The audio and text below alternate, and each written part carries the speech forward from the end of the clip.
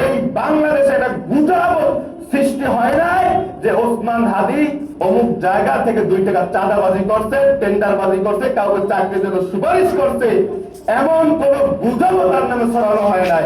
এমন একজন ব্যক্তি হল ওসমান হাদি।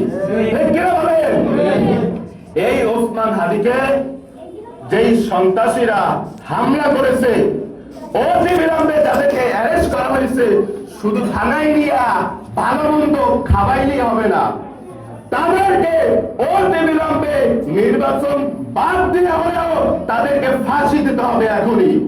তাদের রায় ফাঁসি করতে হবে এবং যাই আসলে পলাতক আছে সেই আসামিদেরকে ধরে ধরে এনে হয় তোমরা ফাঁসি দাও হবে। আমি কিন্তু এই জন্যই বসে আছি, আমি এখানে যে অসুস্থ তার চেয়ে বাসায় আরো বেশি অসুস্থ।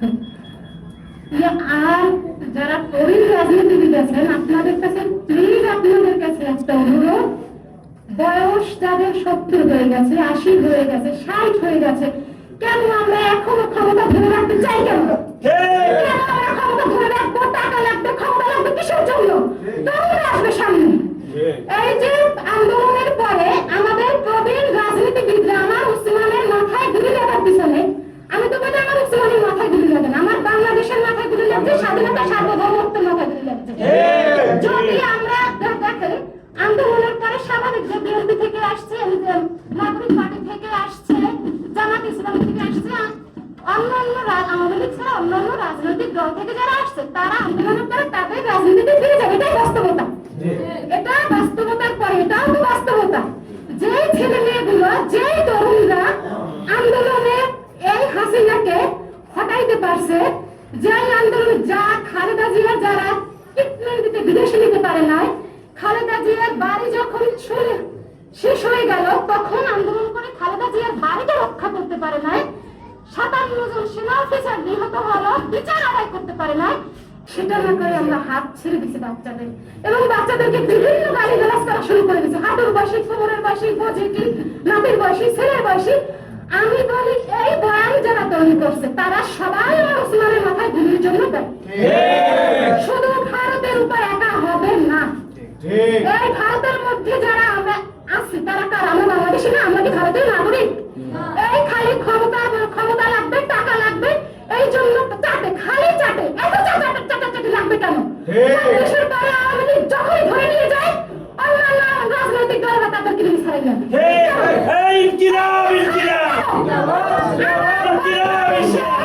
সকল রাজনৈতিক নেতাদের প্রতি, দেশপ্রেমিক নেতাদের প্রতি একটাই আহ্বান, আপনারা যখনই আওয়ামী লীগকে বিজয়ের মুখোমুখি করেন, আপনারা কাউকে ছাড়াতে যাবেন না।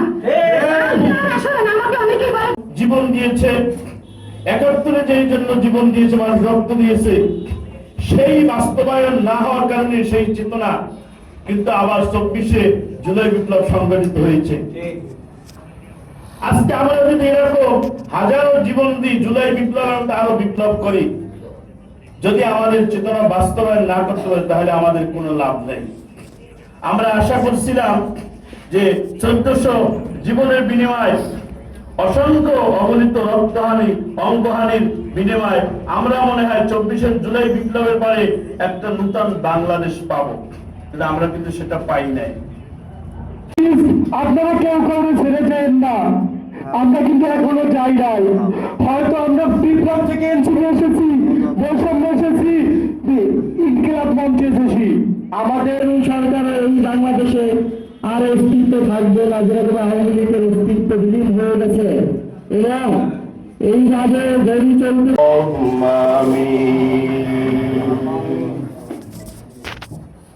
ربنا ظلمنا أنفسنا وإن لم تغفر لنا وترحمنا لنكونن من الخاسرين يا رب العالمين يا مالك আমরা অতিপয় গুনাহগার আল্লাহ, গুনাহ আমাকে হাত দুখান আল্লাহ আপনার দরবারে তুলে দিলাম আল্লাহ। আল্লাহ এখানে আলোচনা করা হয়েছে আল্লাহ, আমার ভাই হাদি ভাইয়ের জন্য আলোচনা করা হয়েছে। আল্লাহ আপনি তো সবই জানেন, সবই দেখতেছে, আমার ভাই হাসপাতালে মৃত্যুর সাথে পাঞ্জা লড়তেছে। ইয়া রব্বুল আলামিন, আল্লাহ খাস করে আল্লাহ আমার ভাইকে আল্লাহ আপনি ভিক্ষা দিয়ে দেন। ইয়া আল্লাহ আমাদের হায়াত থেকে আল্লাহ কমিয়ে নিয়ে আমার ভাইকে আল্লাহ হায়াতের তৈয়বা দান করুন। ইয়া রব্বি খাবাক আমার মালিক, এই জিন্দেগি ভর দুনিয়াতে যদি কোন আল্লাহ ভালো কাজ করে থাকি, কোন নেকের কাজ করে থাকি, যদি আল্লাহ এই নেকের কাজের উসিলা করে আল্লাহ আমার ভাইকে আল্লাহ আপনি ফিরিয়ে দিন। ইয়া আল্লাহ